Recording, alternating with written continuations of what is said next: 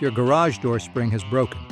The first thing that comes to mind is to buy a garage door spring and install it yourself. In reality, this isn't straightforward.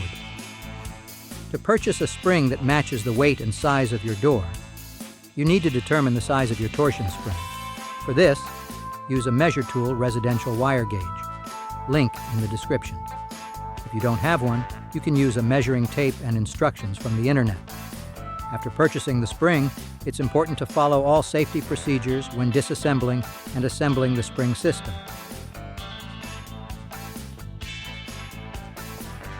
Win the spring the number of turns that corresponds to the height of your door. Check how well balanced your door is and tighten or loosen the spring accordingly.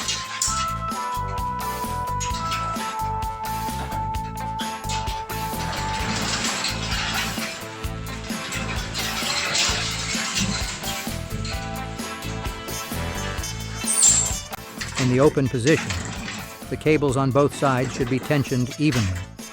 Otherwise, the cable can slip off the drum and cause the door to become misaligned and jammed.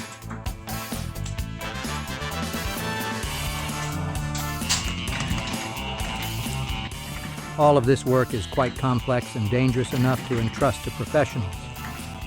Call us today and we'll professionally carry out all the necessary work to replace your garage door spring.